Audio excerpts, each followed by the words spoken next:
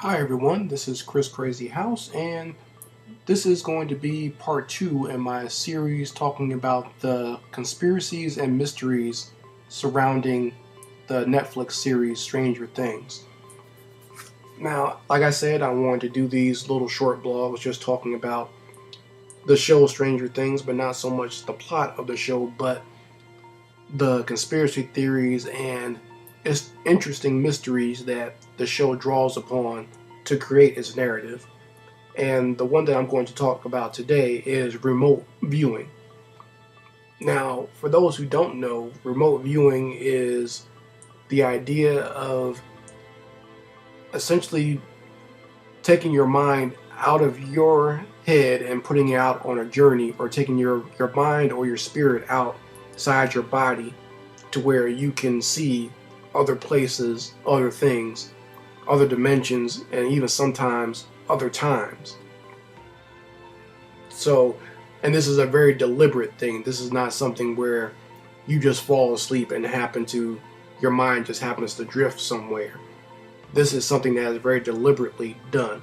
And I've heard conspiracies that the government has tried to do certain things like this so that they can have the ultimate spies that never even have to leave America. These would be spies that can actually just do the work themselves by just laying in a bed somewhere or putting themselves in a sensory deprivation chamber, and are able to actually spy on the enemy just by letting their mind escape and go to that other place.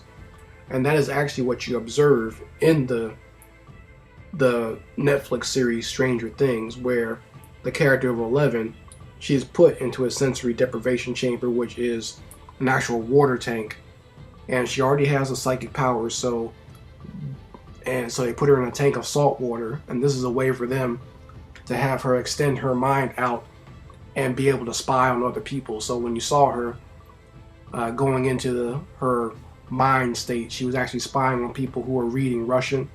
And as you know, during the 80s, where the show Stranger Things takes place in, the Cold War was very big. So of course the Americans would want to spy on the Russians, and that's what they were using Eleven for, by putting her in a sensory deprivation tank and letting her expand her mind out and be able to spy on other people. Now, of course, while doing this, she accidentally comes in contact with another dimension and winds up causing a rift in that dimension, and that's where we get the gateway to what is called in the show the Upside Down. I'm going to talk about the different dimensions in a different episode of this little series here, but right now I just want to concentrate on the remote viewing. So now, one of the things, a lot of people probably have any questions about this, because this is one of the things that they never really explained in the show. They would show it visually of, her being put in a tank of salt water, or later on where she worked with the people of the town, and she let them put her into a pool of salt water. So that's what they were doing. She was remote viewing. That's the proper term for it. And you can just go online and either on Google or YouTube and look up different shows or interviews about remote viewing. Now, it always doesn't have to be done with your body in salt water or even a deprivation tank. I've heard rumors that people from different native indigenous cultures, like either ancient Africa, like Dogon, or people here in America, the South, especially South America, the South American Indians, or people actually in India, where you can take certain drugs or certain type of plants, and it will help you expand your mind to the point where you can remote view. I would not suggest going out to do that unless you are a practitioner of such things and you know all about what you're getting into, because you could have a bad experience just taking some strange drugs from some strangers and thinking you're going to be able to just reach your mind out and touch some other world or other dimension. But people have speculated that that is partially where the Dogon tribes in Africa got how they were able to communicate with beings from the star Sirius B, and communicate with aliens and know about the different points in the universe before there was ever a large man-made telescope where they could actually view those parts of the universe that the Dogon already knew about. Now, people would ask why was 11 submerged in a tank of water, but they've done studies on young infant children inside the womb where they are very receptive to things and very empathic, and they pick up a lot of things. That's why they always say maybe you can play certain types of music to your child while they're in the womb, because being suspended in that water, and plus salt itself is a conductor, and so is water. So all that put together, and you being completely weightless, you're just floating there, so your mind is not so much concentrating, because when you're sitting down on something, a hard surface, or gravity is pulling on you, that your mind is usually concentrating on that. So it probably helps to be completely weightless if you're going to do this, or at least feel like you're completely weightless. And that's probably where the drugs come in.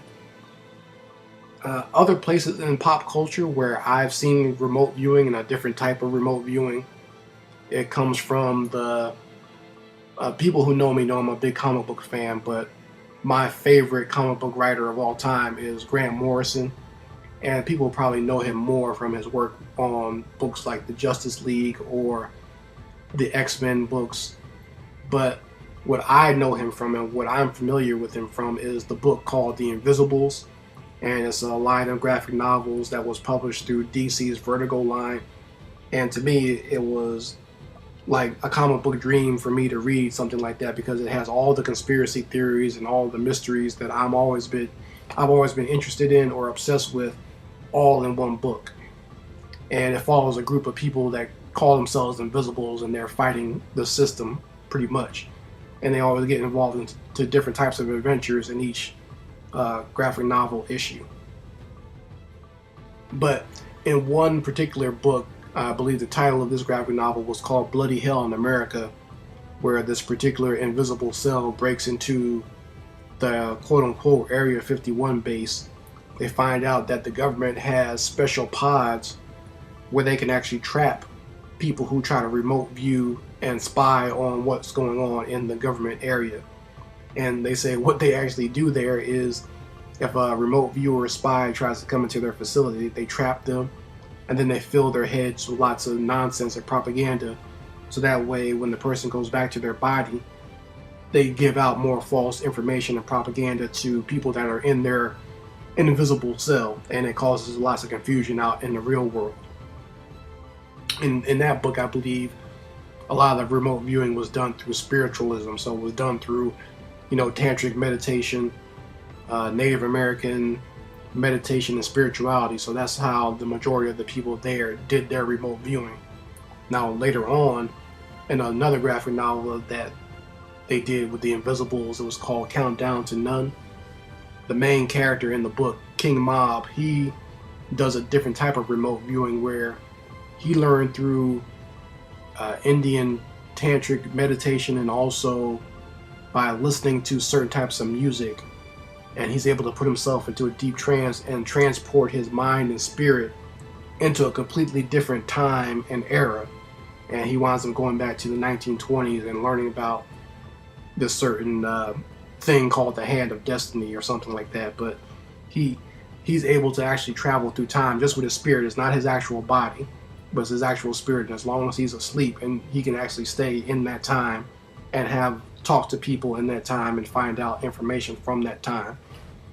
And I thought that was always very interesting. That's something that, if I were to learn how to do remote viewing, that is something I would love to do, because I'll be able to travel through different points in time and not be actually affected by it. So you can't get hurt in this state, but you'd actually be able to firsthand observe certain things.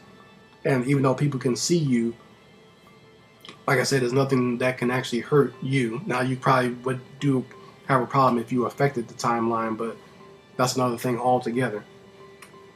But like I said, I just thought that was very interesting, and remote viewing is something that's always been a very interesting subject to me.